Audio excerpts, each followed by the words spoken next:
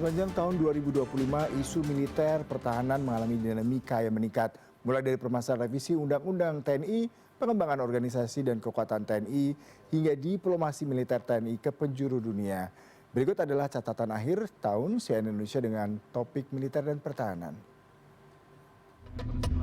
Sejak awal tahun, tepatnya di bulan Februari, DPR mulai membahas revisi Undang-Undang TNI. Pembahasan revisi ini mendapat penolakan publik karena dinilai tidak transparan, terburu-buru, dan minim partisipasi publik. Hal ini tentu saja dibantah DPR. Namun, penolakan terus membesar hingga terjadi aksi unjuk rasa di Jakarta dan berbagai daerah. Kalangan masyarakat sipil menilai revisi Undang-Undang TNI akan memperluas peran militer di ranah sipil. Selain itu, sejumlah pasal dalam revisi tersebut juga dinilai berpotensi menjadi bom waktu, seperti perpanjangan usia pensiun, perluasan operasi militer selain perang, hingga peran militer dalam keamanan siber. Di satu sisi, revisi Undang-Undang TNI diperlukan untuk menyambut tantangan pertahanan global yang semakin kompleks. Namun, menurut pengamat pertahanan, revisi yang dilakukan belum bisa menjawab tantangan tersebut.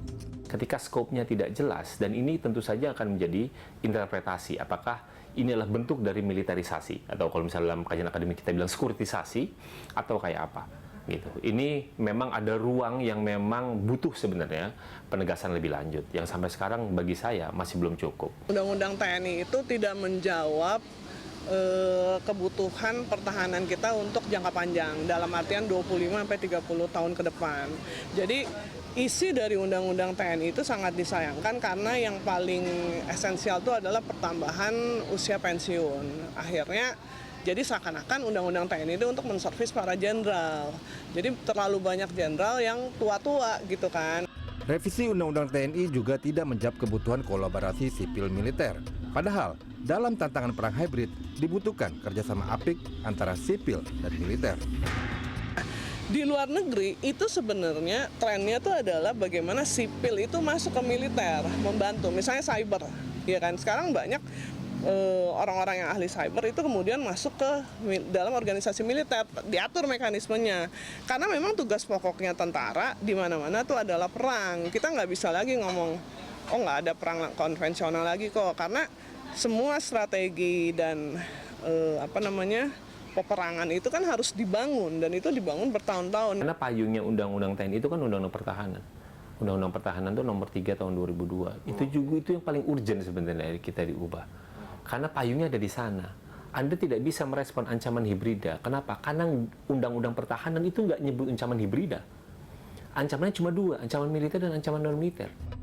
Proses revisi terus berlangsung meski penuh dengan tekanan masyarakat. Akhirnya, di bulan Maret, revisi Undang-Undang TNI disahkan rapat paripurna DPR RI. Koalisi masyarakat sipil masih melawan dengan membawa masalah ini ke Mahkamah Konstitusi. Salah satu konsekuensi dari revisi Undang-Undang TNI adalah validasi organisasi TNI. Di tahun 2025, TNI membentuk kodam-kodam baru, Batalion Teritorial Pembangunan, Satuan Kerja Baru, dan lainnya. Dan puncaknya, TNI menaikkan pangkat Komandan Kopassus, Komandan Marinir, serta Komandan Kopasgat. Pada Agustus 2025, Presiden Prabowo meresmikan pembentukan 6 komando daerah militer baru. Di tahun ini pula, pemerintah membangun setidaknya 150 batalion teritorial pembangunan. Di Angkatan Laut, pangkalan utama TNI AL berganti menjadi Komando Daerah Angkatan Laut yang dipimpin Perwira Bintang 2. Sementara di Angkatan Udara juga terjadi perubahan organisasi besar-besaran. Pemerintah menyebutkan validasi organisasi ini diperlukan untuk menjawab tantangan pertahanan masa depan.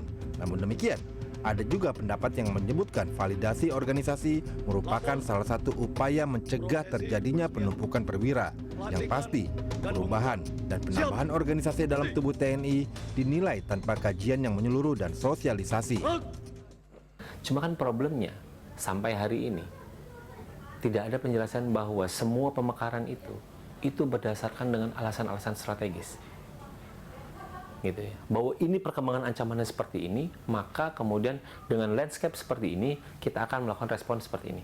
Karena kalau untuk membuat sebuah organisasi militer di negara-negara yang militernya profesional itu dibutuhkan riset bertahun-tahun, bukan cuma ujuk-ujuk top down. Peristiwa menarik lainnya di tahun 2025 adalah mengenai perkuatan TNI. Di tahun ini dan tahun mendatang, Sejumlah persenjataan baru akan memperkuat TNI, mulai dari fregat terbesar se-ASEAN hingga pesawat angkut raksasa. Pengembangan postur TNI di tahun 2025 mengalami lonjakan cukup tinggi, meski sejatinya pembangunan ini dimulai sejak Prabowo Subianto menjabat sebagai Menteri Pertahanan. Indonesia tercatat membeli sejumlah peralatan tempur dalam jumlah besar. Angkatan Udara misalnya membeli jet tempur Rafale, pesawat angkut Hercules dan Airbus 400, serta berminat membeli jet tempur Khan dari Turki dan J-10 dari Cina. Di Matra Laut, sejak setahun terakhir tercatat kedatangan 7 kapal perang baru, mulai dari kapal patroli, kapal cepat rudal, hingga fregat terbesar se-ASEAN KRI Brawijaya. TNI Angkatan Laut juga memproyeksikan memiliki kapal induk. Pembelian persenjataan dari berbagai negara ini memiliki sisi positif dan negatif. Positifnya, pengadaan mencerminkan politik luar negeri bebas aktif.